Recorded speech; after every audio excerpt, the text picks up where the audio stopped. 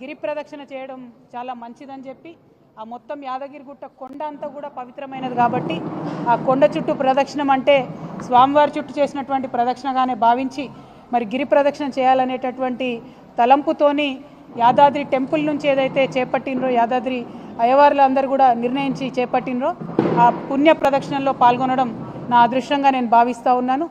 50 మంది తెలంగాణ ప్రజలందరూ కూడా మరి మన తెలంగాణలో వెలిసినటువంటి మన లక్ష్మీనారసింహుడి యొక్క గిరి ప్రదక్షిణ చేసుకొని మెట్ల దారి ద్వారా వెళ్ళి మరి స్వామివారిని దర్శనం చేసుకోవాలని చెప్పి మీ ఆడబిడ్డగా మీ అందరిని కూడా కోరుతా ఉన్నాను.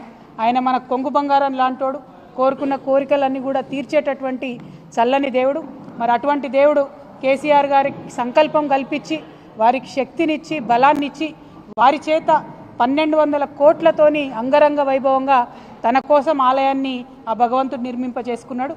మరి ఆ యొక్క ఘనత కేసీఆర్ గారి హయాంలో జరగడం, వారి కింద మేమందరం కూడా ఉండి పనిచేయడం నిజంగా బీఆర్ఎస్ పార్టీ కార్యకర్తలకు నాయకులకు అందరికీ కూడా మా అదృష్టంగా నేను భావిస్తూ ఉన్నాను. మరి యాదాద్రిలో గుట్ట కింద కూడా చాలా పనులు పెండింగ్ ఉన్నాయి.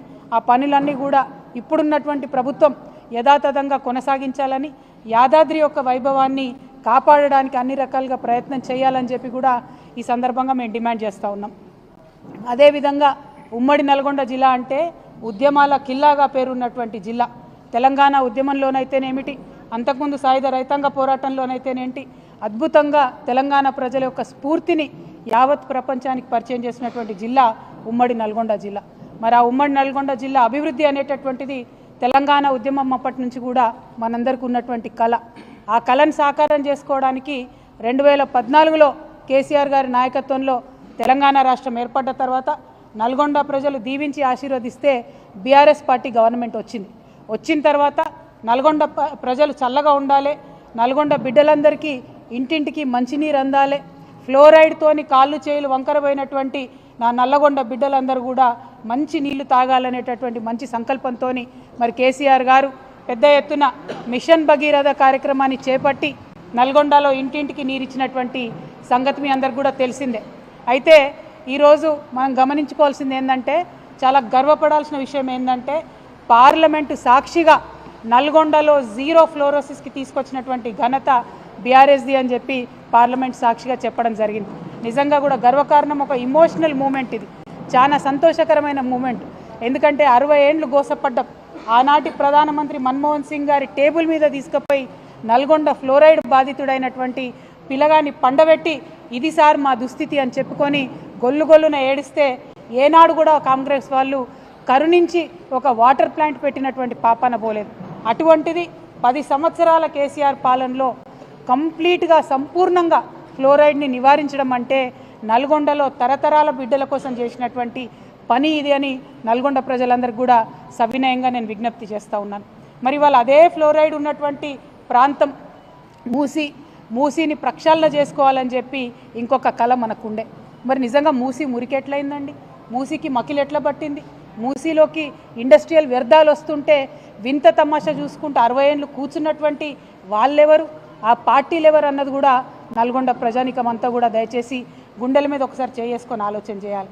తెలంగాణ లేదప్పుడు, ఉమ్మడి ఆంధ్రప్రదేశ్ ఉన్నప్పుడు మనదేం నడవలే, మనదేం సాగలే, సెక్రటేరియట్లో మన వాళ్ళు ఎవరు లేరు. మూసీని ఎట్లా ప్రక్షాళన చేసుకోవాలంటే దాని మీద అధికారం మనకు లేకుండే. ఉద్యమం కోసం పిడికిలెత్తి పోరాటం చేసినన్ని రోజులు కూడా మనం అనుకున్నాం, ఏంది మూసీని మంచిగా చేసుకుంటాం, మూసీని గోదావరిని అనుసంధానం చేసుకుంటాం, మూసీలో గోదావరి నీళ్ళు పంపు చేసి కంప్లీట్గా మూసీ పరివాహక ప్రాంతం అంతా కూడా బంగారు పంటలు పండేలాగా చేసుకుంటాం అనుకున్నాం. ఫ్లోరైడ్తోని భూమి కూడా మొత్తం సారం కోల్పోయింది, భూమిలో పండేటటువంటి పంటలు కూడా విషతుల్యమైనాయంటే కేసీఆర్ గారు కన్న కళ, ఎంతోమంది తెలంగాణ వీరులు కన్న కళ ఏంటంటే మూసీ నదిని ప్రక్షాళన చేసుకుంటామని అనుకున్నాం. మనం దానికోసం ప్రాజెక్టులు పెట్టుకున్నాం, దానికోసం ఒక 31 STPలు కట్టినాం. అంటే వచ్చే నీళ్లను శుద్ధి చేసేటటువంటి 31 కేంద్రాలను కేసీఆర్ గారి హయాంలోనే ట్రీట్మెంట్ ప్లాంట్ నిర్మాణం చేయడం జరిగింది. ఆ తర్వాత మూసీని గోదావరిని కలపాలి, మూసీని గోదావరిని కలపడానికి మనకు కొండపోచమ్మ నుంచి అయితే దగ్గర అవుతుంది, దానికోసం ఒక 1600-1700 కోట్ల రూపాయలు అయితే సరిపోతుందని చెప్పి మనం ప్రాజెక్టులు పెట్టుకోవడం జరిగింది. అంటే మూసీలో 2 ఉన్నాయి అంశాలు, ఒకటి మూసీ ప్రక్షాళన, ఇంకొకటి మూసీ పునరుజ్జీవనం. ఈ 2 కూడా కేసీఆర్ గారి హయాంలో అత్యంత తక్కువ ఖర్చుతోని శాశ్వతంగా పరిష్కారం అయ్యేటటువంటి విధంగా మనం ఆల్రెడీ ప్రణాళికలు చేసి పెట్టినాం. అందులో 31 ఎస్టీపీలు కూడా ఇలా పనిచేస్తున్న విషయం ఇప్పుడున్నటువంటి కాంగ్రెస్ పెద్దలకు కూడా తెలుసు. వాళ్ళ అధికారంలోకి వచ్చినాక ఏం చేసిండ్రు? కేసీఆర్ గారు పెట్టిన ఆ 3 ఎస్టీపీలనే ఇప్పుడు మళ్ళీ వాళ్ళు ప్రారంభించి కొత్తగా ఏదో సాధించినట్టు జబ్బలు జరుచుకుంటున్నటువంటి పరిస్థితి మనకు కనబడతా ఉన్నది. ఇవాళ నల్గొండ జిల్లా ప్రజలకు, ఉమ్మడి నల్గొండ జిల్లా ప్రజలకు, అట్లానే తెలంగాణ ప్రజలకు నేను చెప్పేది ఏంటంటే, మూసీ ప్రక్షాళన కావచ్చు, మూసీ పునరుజ్జీవనం కావచ్చు, రెండు కూడా కేసీఆర్ గారి మదిలోని ఆలోచనలే. దానికి ప్రణాళికలు కూడా సిద్ధమైనాయి. కానీ ఇవాళ కాంగ్రెస్ ఏంటిది, మూసీ అంటే దాన్ని ఒక ఏటీఎం లాగా తయారు చేసుకోవాలి. మూసీ గోదావరికి 1700 కోట్లతోని కొండపోచమ్మ సాగర్ నుంచి దగ్గర దారి లింకేజ్ ఉండంగా 7500 కోట్లు పెట్టి కాంట్రాక్టర్ల కోసం మల్లన్న సాగర్ నుంచి తీసుకొచ్చేటటువంటి సరికొత్త ప్రణాళికను ఇప్పుడు తెర మీదకి తీసుకొస్తూ ఉన్నారు. మరి 7500 కోట్ల ప్రజాధనం దుర్వినియోగం చేయడానికైనా ఈ నల్గొండ జిల్లా బిడ్డ ఉత్తమ్ కుమార్ రెడ్డి గారు ఇరిగేషన్ మంత్రిగా ఉన్నారని చెప్పి నేను ఇవాళ ప్రశ్న వేస్తూ ఉన్నా. దీనికి ఉత్తమ్ కుమార్ రెడ్డి గారు సమాధానం చెప్పాలి. అంతకుముందున్న ప్రాజెక్టుల ప్రాబ్లం ఏంది? 1700 కోట్లతోని కొండపోచమ్మ సాగరు మూసి అనుసంధానం చేసేటటువంటి ఆస్కారం ఉన్నప్పుడు కొత్త ప్రాజెక్టు 7500 కోట్లతోని ప్రజాధనం దుర్వినియోగం చేయాల్సిన అవసరం ఏముందని మేము ప్రశ్నిస్తూ ఉన్నాం. అదేవిధంగా మరి మూసీ ప్రక్షాళన అంటే ఏంటిది? మూసీలో ఉన్న మురికి నీళ్ళు ప్రక్షాళన చేయాలి. కానీ కాంగ్రెస్ పార్టీ వారి దృష్టిలో మూసీ పరివాహక ప్రాంతంలో ఉన్న పేద ప్రజల ఇండ్లను ప్రక్షాళన చేసే కార్యక్రమం వాళ్ళు మొదలుపెట్టింది. ఆ పేద ప్రజల ఇంటి మీద పడి బుల్డోజర్లతో కొడుతున్నటువంటి పరిస్థితి. మరి ఆనాడే మేము ఆలోచన చేసినాం, మూసీ రివర్ డెవలప్మెంట్ కోసం ఒక బోర్డు పెట్టినాం. దానికి సుధీర్ రెడ్డి గారు చైర్మన్గా కూడా ఉన్నారు. నాకు తెలిసి 20,000 కోట్ల లోపలనే దానికోసం ప్రణాళికలు కూడా సిద్ధం చేసి మొత్తం కూడా ప్రక్షాళన చేయాలనుకున్నాం. కానీ ఇవాళ ముఖ్యమంత్రి గారు ఏమంటారు? ఒకసారి 50,000 కోట్లు అంటాడు, ఒకసారి 1,00,000 కోట్లు అంటాడు, ఒకసారి 1,50,000 కోట్లు అంటాడు. మరి ఎందుకోసం అన్ని కోట్లు? అందులో రియల్ ఎస్టేట్ ప్రాజెక్ట్ ఏందో, దానికి వరల్డ్ బ్యాంక్ నుంచి రుణాలు ఎందుకో ఇవాళ ఒక్కసారి నల్గొండ జిల్లా ప్రజలు దయచేసి ఆలోచన చేయాలి. మూసీ పేరుతోని మన రాష్ట్రాన్ని మళ్ళా ఏటీఎంగా మార్చి మూసీలో వచ్చినటువంటి మనీని ఢిల్లీకి పంపే ఆలోచన తప్పితే ఇంకోటి ముఖ్యమంత్రి గారికి లేదు. దీన్ని నల్గొండ జిల్లా ప్రజలు దయచేసి అర్థం చేసుకోవాలని కోరుతూ ఉన్నాను. మూసీ పేరుతో ఇక్కడ వచ్చి ప్రారంభోత్సవం చేస్తామని చెప్పి అడ్డగోలు మాటలు ముఖ్యమంత్రి గారు మాట్లాడారు. వారు మాట్లాడిన మాటలు నల్గొండ జిల్లా ప్రజలందరూ కూడా విన్నారు. మరి వారి భాషలోనే వారికి ఖచ్చితంగా ఇవాళ మాటల పరంగా బీఆర్ఎస్ పార్టీ జవాబు చెప్తుంది. చెప్పకుండా ఏం ఊరుకోం. మీలాగా 2-3 రౌడీ ముక్కలు నేసుకొని ఆఫీసుల మీద దాడి చేసేటటువంటి దరిద్రపు సంస్కృతి మాది కాదు. మాది మాటలతోని, విఘ్నతతోని, సిన్సియారిటీతోని, ప్రజల దగ్గర పనిచేసే కమిట్మెంట్తోని ప్రజల మనసులు గెలుచుకునేటటువంటి పాలసీ ఫిలాసఫీ బీఆర్ఎస్ పార్టీది. మీరేదో దాడి చేస్తాం, ఆఫీసుల మీదకి వస్తాం, ఇండ్ల మీదకి వస్తామంటే భయపడేటోళ్ళు ఎవరు లేదు. మాది 60 లక్షల సైన్యం ఉన్నటువంటి బీఆర్ఎస్ పార్టీ కుటుంబం మాది. మా 60 లక్షల మంది తలుసుకుంటే మీరు ఒక్క అడుగు కూడా తెలంగాణలో కదిలేటటువంటి పరిస్థితి ఉండదు. ఖబర్దార్ కాంగ్రెస్ నాయకులారా, మళ్ళొక్కసారి ఎక్కడ బీఆర్ఎస్ పార్టీ ఆఫీస్ వైపు కన్నెత్తి చూసినా కూడా బీఆర్ఎస్ పార్టీ సైనికులు ఎవరు కూడా ఊరుకోరని చెప్పి ఈ సందర్భంగా మీకు తెలియజేస్తూ ఉన్నాను. మరి మన నల్గొండ జిల్లా ప్రజలందరికీ తెలిసిందే, ఆనాడు ఉద్యమంలో అంతకన్నా ముందు కూడా మనం అనుకున్నాం, నల్గొండ కేంద్రంగా పాలన జరిగితే మరి దూర ప్రాంతాల నుంచి నల్గొండకి కలెక్టర్ దగ్గరికి వస్తే 2-3 రోజులు నల్గొండ పట్టణంలో ఉండి పని చేసుకొని పోవాల్సినటువంటి పరిస్థితి ఉండే.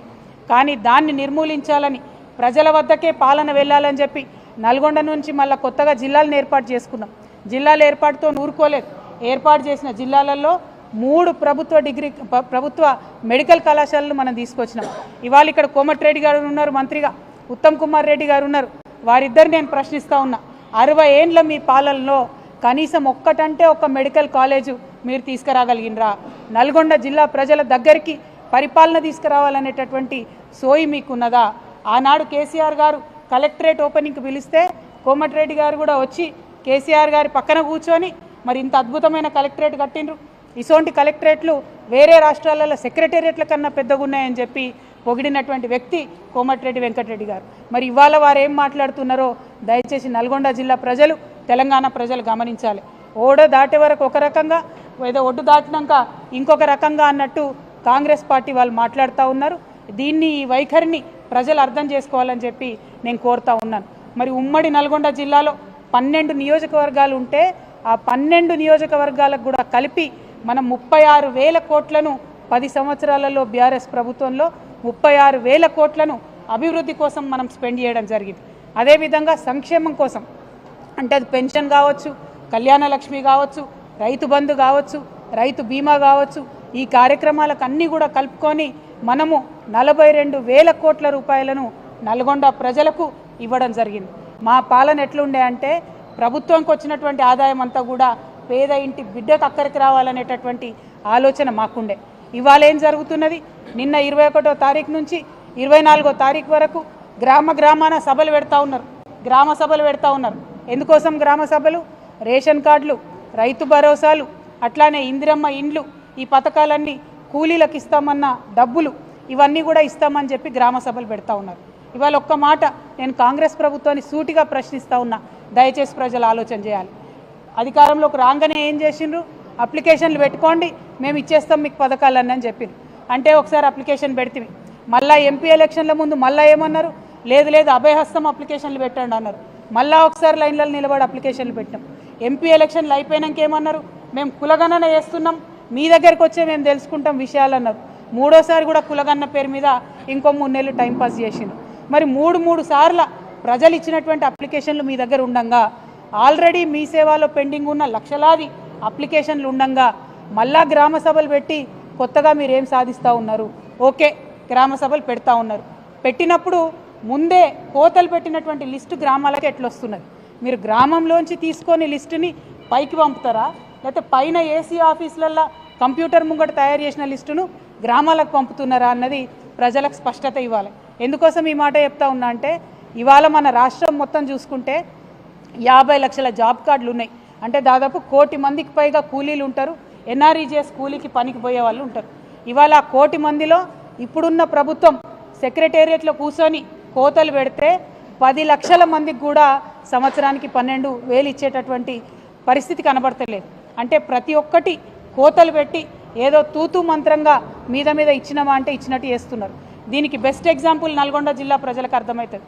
మనకు తెలంగాణలో ఉన్నప్పుడు గత 10 ఏళ్లలో మొత్తం తెలంగాణ రాష్ట్రంలో నల్గొండ జిల్లాలో అత్యధికంగా వరి పంట వండింది, అత్యధికంగా మనం ఇక్కడ పంటలు కొనుగోలు చేయడం జరిగింది. మరి పోయినసారి దేశంలో అత్యధికంగా మన దగ్గర పంట వండింది, మనం కొనుగోలు చేసినాం, చివరి గింజ వరకు కొనుగోలు చేసినాం. మరి పోయినసారి కాంగ్రెస్ ప్రభుత్వం ఎంత కొనుగోలు చేసింది? కనీసం అందులో 10% అన్న కొనుగోలు చేసిందా? ఒక్కసారి నల్గొండ జిల్లా ప్రజలు ఆలోచించాలి.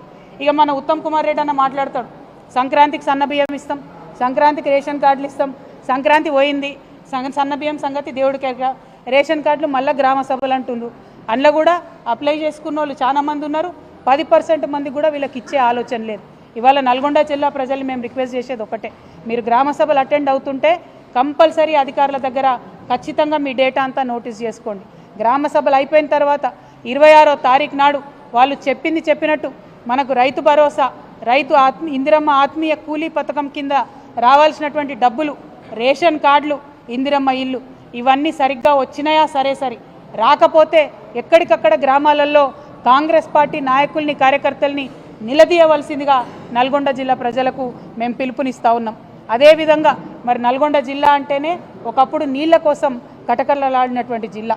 అందుకనే కేసీఆర్ గారు బాగా ప్రేమతోని ఎస్ఎల్బీసీ అయితే ఏంటిది, మన దగ్గర ఇక్కడ బస్వాపూర్ అయితేనేమిటి, గంధమల్ల అయితేనేమిటి, అన్నిటి మీద కూడా ప్రత్యేక శ్రద్ధ పెట్టి మరి ఆనాడు ప్లాన్ చేసుకోవడం జరిగింది.